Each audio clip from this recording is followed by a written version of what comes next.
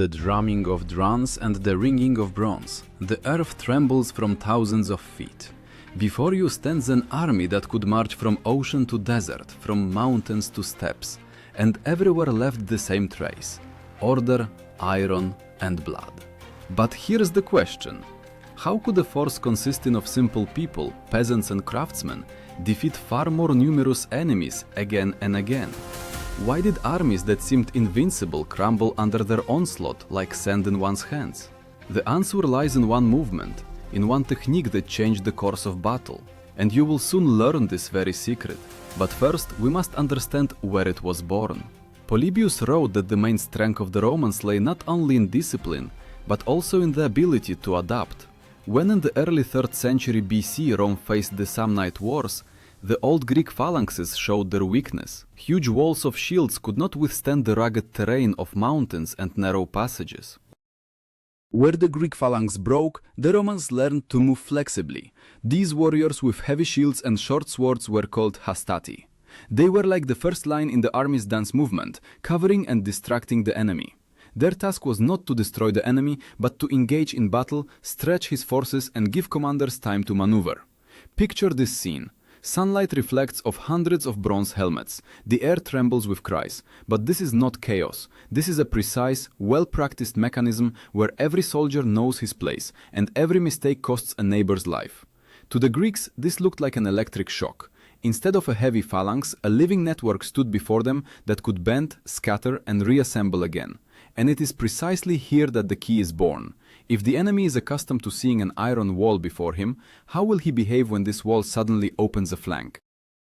But we still need to reach this technique, which means we must see how Rome prepared its armies for decisive battles. Ancient Rome did not win battles by numbers, it won them through preparation.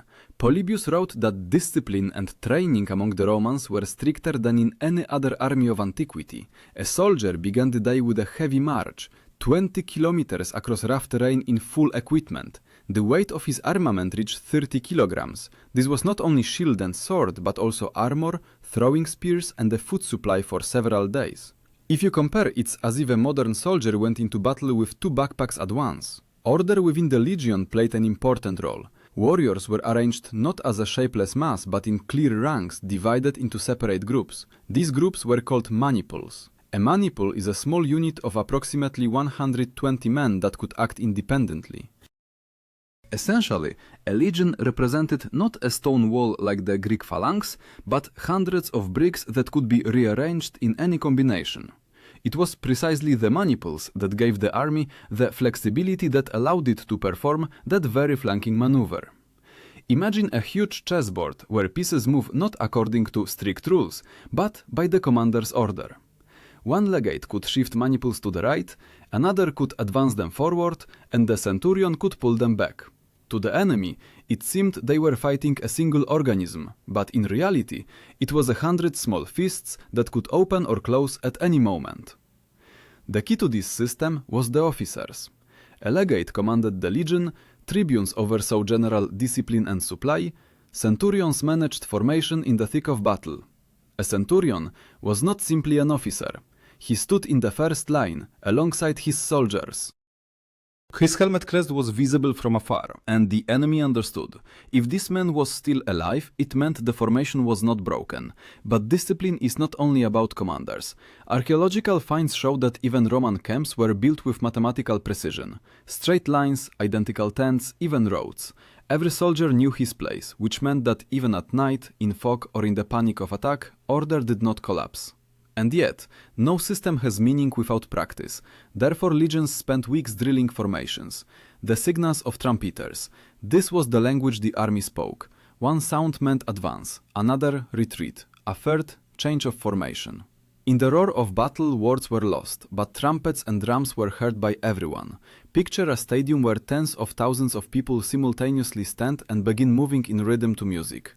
Now replace people in shirts with people in iron, and instead of spectators' joy, the screams of the dying. This is what Roman formation looked like, but what good is flexibility if the enemy advances in a wall? The answer is that manipules could not only hold formation, but also yield space. When the enemy charged straight ahead, the Romans opened ranks, allowing him to burst inside. It seemed the formation was broken, but this was a trap. The enemy found himself in a sack, and the maniples closed behind his back. Thus, the ground was laid for a flanking strike. Historians debate whether this technique was first applied against the Samnites or later against Pyrrhus's elephants. But the fact remains, Romans prepared their troops so that at any moment they could break the familiar flow of battle. And now, imagine an enemy confident in his victory.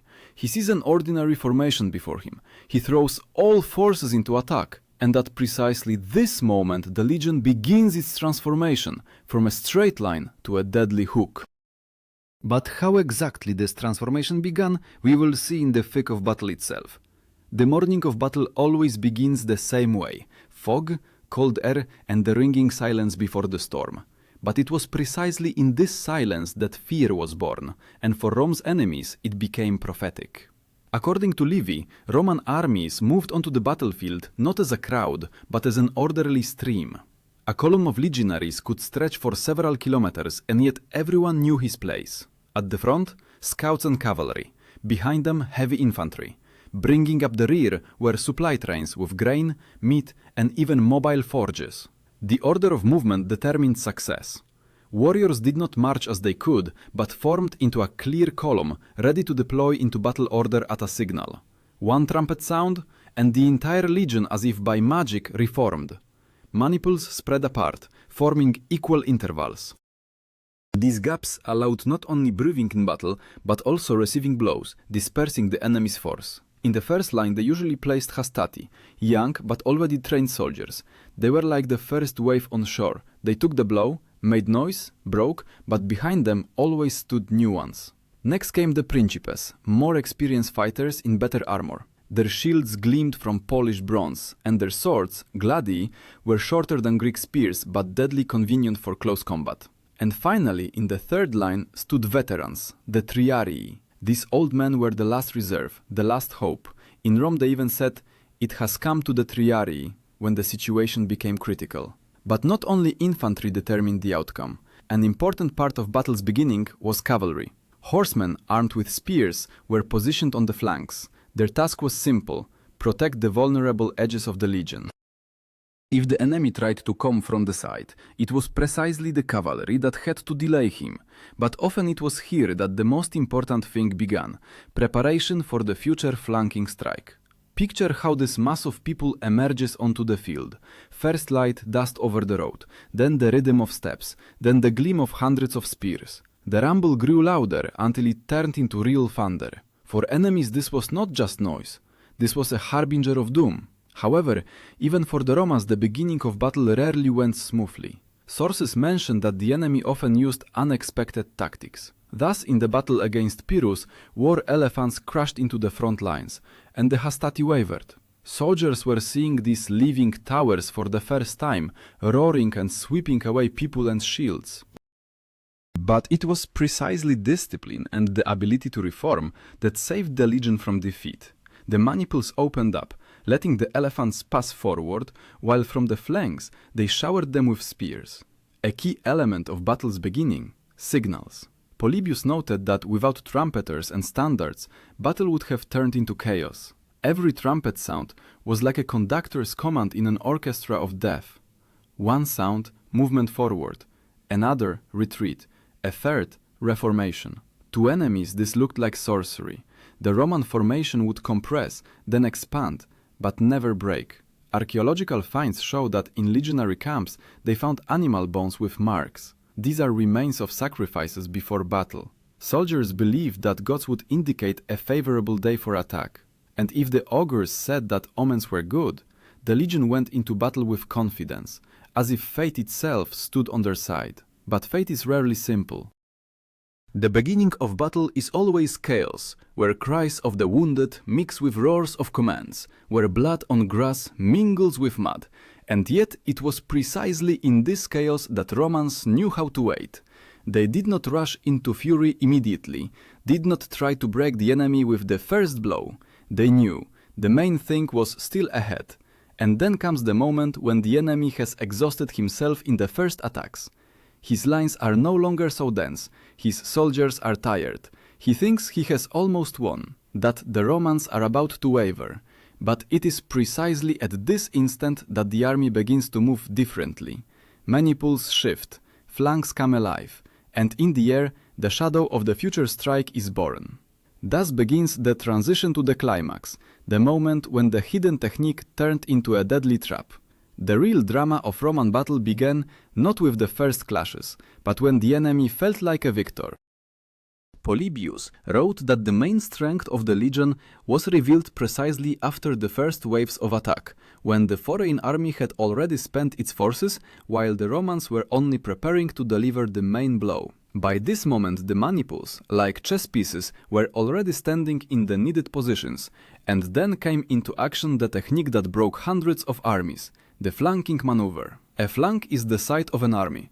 Head-on the enemy may be strong, his spears may close into a wall, but from the side he is defenseless. This is precisely why Romans sought to break the enemy's formation and strike where he did not expect it. To do this, the legion first received the attack head-on, allowing the enemy to crash into the hastati. Young soldiers held as long as they could, and if the formation began to waver, the principes moved forward to help. It seemed that everything was going according to the familiar scenario, but it was precisely at this moment that at the trumpet signal, cavalry and maniples on the edges of the formation began their movement. Picture this moment. The enemy presses forward, his soldiers with cries crashing to Roman shields, the ringing of iron and crack of spears is heard, and suddenly the Roman ranks seem to breathe. They open up, allowing individual opponents inside, while from the edges, new lines begin to close. This was a trap. The opponent found himself surrounded, and from the flanks he was met by fresh Roman infantry. Here, the key element was Roman cavalry. These horsemen with spears and round shields, called equites, could rarely break the enemy by numbers, but they always struck precisely. Their task was to scatter enemy cavalry and free space for maneuver. When the equites led the opponent aside, the legion's flanks turned and struck the side. For the enemy, this was like a lightning strike on a clear day, sudden, crushing, and deadly. Plutarch described how precisely this technique worked against the Macedonian phalanx in the Battle of Pydna in 168 BC. When the phalanx with its long sarissas crashed into Roman lines, it initially had success, but on uneven terrain, the formation began to break, and then the legionaries used shields and swords to wedge between the spears, and Roman flanks at this moment crashed down on the phalanx's side. For the Macedonians this became the end. Sarissas, so formidable in frontal combat, proved useless when the blow came from the side. This maneuver was not simply a military trick. This was a psychological weapon. An enemy who thought he was winning suddenly found himself in a ring. Cries of triumph turned into cries of horror. Where just a minute ago there was confidence, panic arose. Tacitus noted that centurions often specifically ordered their men to retreat slightly, creating an illusion of weakness. The enemy rushed forward, gaining confidence, and it was precisely then that the flanking strike broke his will. This was not just a technique, this was playing on human psychology, on greed for victory. Archaeological data confirms the scale of such battles. At battle sites they find accumulations of spear points and sword fragments precisely on the flanks, which indicates where the fate of battle was decided. Where the maneuver began, they always found the most bodies. Imagine a stadium where a team is almost scoring a goal, and suddenly, at the last moment, the ball is torn from their feet and flies into the opposite goal. Only unlike sport, there was no second chance here. If the Roman flanking strike worked, enemy armies fell apart like cracked glass. But every maneuver has a price. To pull off this design required absolute discipline. One legionary, frightened and running ahead of time, could open a breach. One commander, giving a signal too early, could ruin the entire plan. And yet legions again and again perfected this tactic to perfection. It was precisely the climax of battle, the moment of the flanking strike, that became that second when the fate of entire peoples was decided. But victory did not yet mean the end. It was necessary to consolidate success and turn the scattered flight of enemies into final defeat. And here came the finale, the resolution that changed not only the outcome of one battle, but the direction of all history. When the flanking strike crashed down on the enemy, battle turned into a cascade of horror. Enemy lines cracked like dry boards in fire, cries of the wounded drowned out commands, and began what ancient authors called by the word panic. Instant, insurmountable fear that infected an entire army. Polybius wrote that it was precisely at this moment that Romans achieved decisive advantage. The enemy ceased to be an army and became a crowd. A key role in completing the battle was played by the triarii, veterans standing in the third line. These stern warriors entered battle rarely, but it was precisely in the finale that they stepped forward. Their spears and experience secured victory, turning chaos into organized destruction of the opponent. It was considered that if the triarii rose, the outcome of battle was already decided. In Rome, they even said, "It has come to the triarii," as about the final, decisive step. Picture this moment. Dust raised by thousands of feet obscures the horizon. The sun turns air into hot haze, and suddenly, from this haze step veterans with heavy spears. For the fleeing enemy, this was like a wall grown from the earth. Where he hoped for salvation, he was met by a new blow. But not only warriors brought about the resolution. Officers, legates, tribunes, centurions, at this moment made the harshest decisions. The centurion went ahead with a cry and raised sword, so his men would not waver. The legate managed the general movement of the legion, directing streams of soldiers to the most vulnerable places. Their goal was simple: turn the enemy's defeat into complete extermination. The numbers speak for themselves. In the Battle of Pydna, the Macedonian army lost 20,000 men, another 11,000 were captured. The Romans lost only about 100. This is not simply victory, this is a rout, comparable to how a professional team would crush amateurs with a score of 100-1. Sources mention another key element: pursuit. Romans did not stop when the enemy turned to flight.